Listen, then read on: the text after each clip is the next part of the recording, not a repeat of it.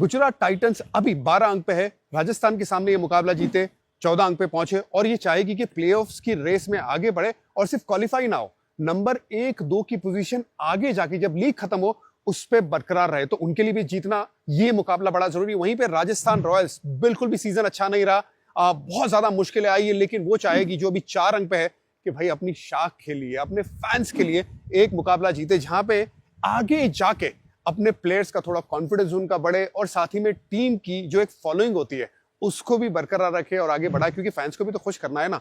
तो ये कड़ा मुकाबला है। इस मुकाबले में पिंक सिटी में जयपुर में 47वां मुकाबला है। बहुत दांव पेच है। वैभव सूर्यवंशी की बैटिंग, यशस्वी जायसवाल की बैटिंग, वहीं पे क्या रियान पराग का बल्ला चलेगा, क्या संजू सैमसन फिट होकर वापस आएंगे, उनकी गेंदबाजी में जोफ्रा आर्चर की वो तेज गति देखने को मिलेगी। वहीं पे मोहम्मद सिराज, राशिद खान, इनकी गेंदबाजी, प्रसिद्ध कृष्णा जो सबसे ऊपर है उनकी गेंदबाजी, और बल्लेबाजी में साई सुदर्शन, शुभमन गिल और जॉस बटलर, इनकी बल्लेबाजी को किस तरह से तोड़ पाएगी राजस्थान, बहुत कुछ है इस मुकाबले में। पहले बात करेंगे गुजरात की। गुजरात टाइटंस ने 31 मैचेस जीते हैं जब से उनका डेब्यू हुआ है।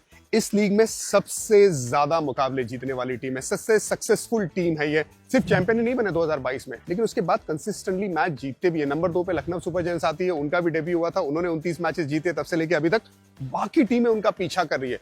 सो नंबर ऑफ मैचेस के मुकाबले में जो कंसिस्टेंसी देखने को मिल रहा है वो गुजरात टाइटंस की तरफ से देखने को मिल रहा है। इस सीजन भी 12 अंक पे पहुंचे हुए और वो बरकरार रखना चाहेंगे। अब ये ऐसा क्यों कर पा रहा है? एक तो जो उनका मैनेजमेंट है, जिस तरह से मैनेजमेंट चलता है, सीएस के मोल्ड के है, आशीष नेहरा उस तरह से कोचिंग करते हैं और टीम को उस तरह से चलाते हैं, रिलैक्स माहौल रहता है, बहुत ज्यादा कंप्यूटर का इस्तेमाल नहीं किया जाता। अब वहां पे ना अगर आप ह्यूमन टच थोड़ा लेके आते हैं, थोड़ी स्टेबिलिटी लेके आते हैं, तो ज्यादातर आपको अंडर प्रेशर वाली लीग में रिजल्ट मिलेगा, जो गुजरात को अभी तक मिल रहा है। उसमें हो क्या रहा है, उनकी गेंदबाजी बहुत पुख्ता चल रही है, लेकिन सबसे इंपॉर्टेंट जो चीज है, रेगुलर कंसिस्टेंटली अच्छी शुरुआत मिल रही है बल्लेबाजी में। साई सुदर्शन, शुभमन गिल और जॉस बटलर, तीनों का खेलने का अंदाज अगर आप देखेंगे ना, तो लो रिस्क क्रिकेट जो खेलते हैं, इस वजह से सामने वाली टीम के जो मेन गेंदबाज हैं उनको विकेट कम मिल रही है। अब ऐसा क्यों? हम केकेआर की बात करें, केकेआर के सामने लगभग तीनों जो उनके मेन गेंदबाज हैं, खास करके स्पिनर की हम बात करें, जिसमें मोइन अली को जोड़ दीजिए, सुनील नारायण और वरुण चक्रवर्ती, उन्होंने 11 ओवर डाली थी, लगभग 90 रन दे दिए थे, एक भी विकेट नहीं मिली थी उन्हें। अब ये प्रॉपर प्लान के तहत करते हैं और रेगुलर अभी तक कर पाए, आगे जाके चीजें बदल सकती है, लेकिन जब आप ऐसा करते कि मेन टीम के जो गेंदबाज है उन्हीं को अगर आप विकेट नहीं देंगे तो फिर बाकी गेंदबाजों को अपना कद बड़ा करना पड़ेगा और आप उस चक्कर में प्रेशर डाल सकते हैं बाकी गेंदबाजों पे। बिल्कुल वही चल रहा है गुजरात टाइटंस के लिए। नॉर्मल क्रिकेट खेलते जा रहे हैं, स्वीप लगाते हैं, कट लगाते हैं, सामने की तरफ अच्छे शॉट्स लगाते हैं ये तीनों बल्लेबाज, और फिर लैप का इस्तेमाल तभी करते हैं जब लगता है कि कोई बैक ऑफ लेंथ गेंदबाज ज्यादा गेंदबाजी कर रहा है। मैंने साई सुदर्शन के बारे में एक्सप्लेन किया था, तुषार देशपांडे को लैप लगाया, हेजलवुड को लैप लगाया, क्योंकि शॉर्ट बॉल डालते हैं ना वो। अब इसी वजह से आप देखेंगे जॉस बटलर भी वही काम करते हैं, जो उन्हें लगता है कि ये मुझे तंग कर सकता है उसको लैप लगाते, ताकि वो अपने गेम प्लान से हट जाए। गेम प्लान बहुत अच्छा और शुरुआत में लो रिस्क क्रिकेट, इसी वजह से गुजरात टाइटंस को अभी तक बहुत अच्छी कामयाबी रेगुलर मिल रही है। 2 गेंदबाजों के बारे में बात करना चाहूंगा, प्रसिद्ध कृष्णा और साई किशोर। देखिए ये ऐसे गेंदबाज है, अगर आप ऑक्शन में गुजरात के जाते, रैंक करते कि कौन सा नंबर 1 गेंदबाज है, तो आप कहते राशिद खान उनका नंबर 1 गेंदबाज, मोहम्मद सिराज आगे जाके इस पिच पर अच्छी गेंदबाजी करेंगे, बाकी गेंदबाजों का नाम आता, यहां तक ईशांत शर्मा प्रसिद्ध कृष्णा से आगे निकल जाते एक्सपीरियंस के मामले में। लेकिन पर्पल कैप है प्रसिद्ध कृष्णा के पास, साई किशोर ने बहुत बड़ा जिगरा दिखाया, विकेट निकाल रहे हैं, यहां तक कि आखिरी ओवर डालने के लिए तैयार होते। एग्रेशन, इनकी जो एग्रेशन है वो कमाल की है। एग्रेशन सिर्फ ये नहीं है कि आंखों से डराना या जुबान से कोई बात करनी है। केएल राहुल बल्लेबाजी कर रहे थे, दिल्ली के सामने मुकाबला था, अहमदाबाद में सेट नजर आ रहे थे, प्रसिद्ध कृष्णा गेंदबाजी करने आए, क्या किया? यॉर्कर डाला। वही तो एग्रेशन है ना, कि भाई ऐसा बल्लेबाज है जिसको मैं आउट करने के लिए क्या कर सकता हूं और उस डिलीवरी को मैं पूरी तरह से बैक करूं और उसको सक्सेसफुली एग्जीक्यूट करूं।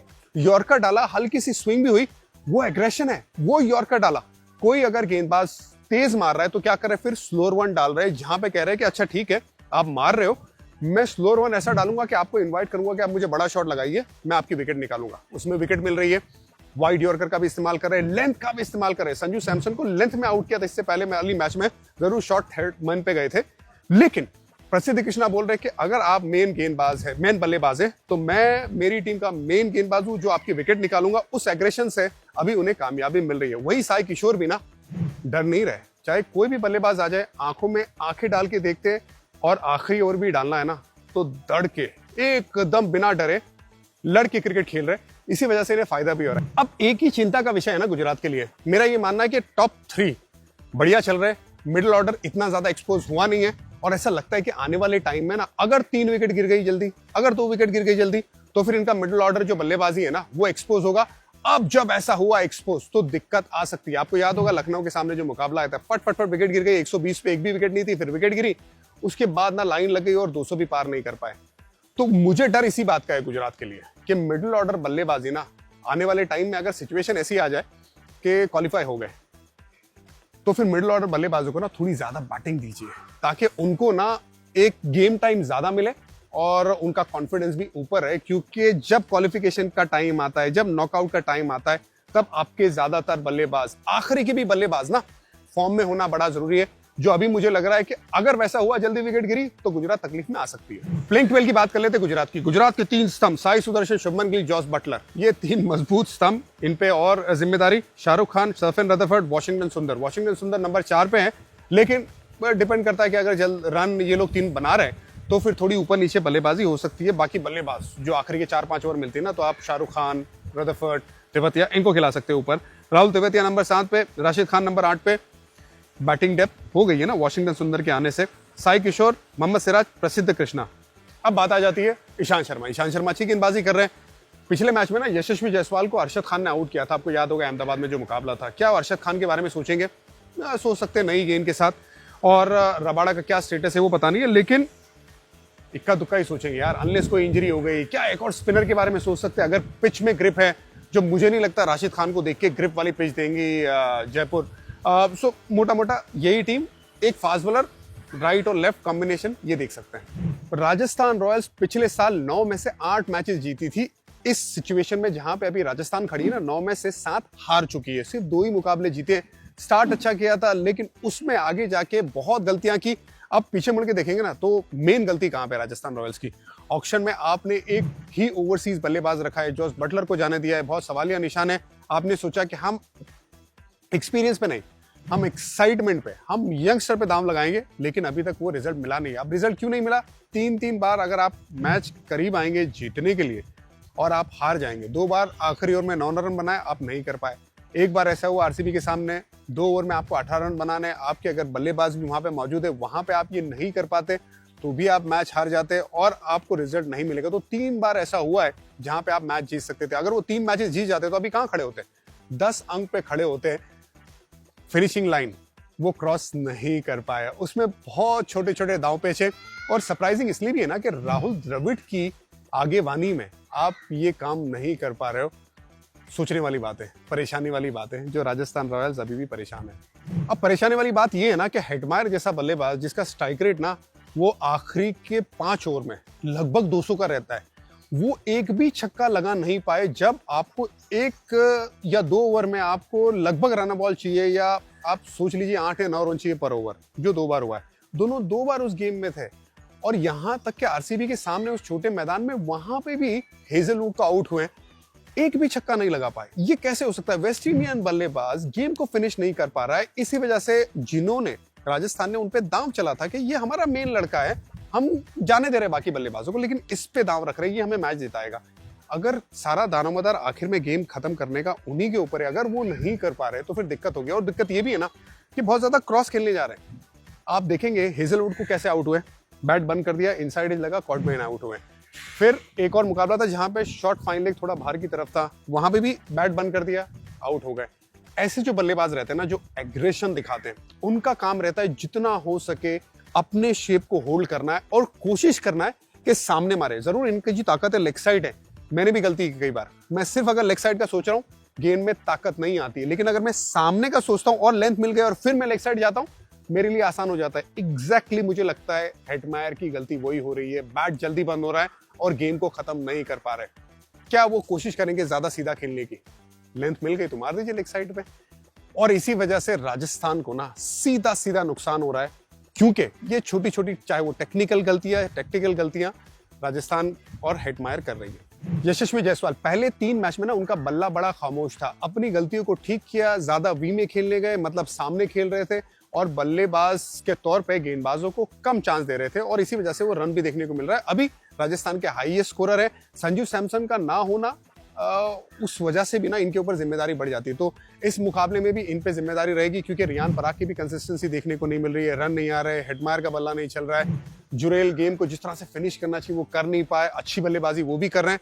तो फिर कौन सबसे बड़ी और लंबी इनिंग खेले? वो है यशस्वी जायसवाल, जिनके पास काबिलियत है स्पिन को और फास्ट बॉलर दोनों को अच्छे से खेलने के लिए। वैभव सूर्यवंशी ये ऐसा लड़का है कि अगर इसे रेगुलर खेलने को मौका मिले ना तो वो बहुत आगे नाम कमाएगा, बहुत इज्जत कमाएगा, डरता नहीं है, एग्रेशन दिखाता है। लेकिन वही है, एक और बार क्या शॉर्ट बॉल पे थोड़ा सा वो टाइमिंग पे ज्यादा तवज्जो दे, बजाय कि बस उसको भी ना हर बॉल को मारने की कोशिश करे। यंग लड़कों में वो एक्साइटमेंट होता ही है। ये तो खैर बहुत छोटा बच्चा है, लेकिन इसको देखने में बड़ा मजा आता है। उम्मीद यही है कि इसे रेगुलर खेलने का मौका मिले।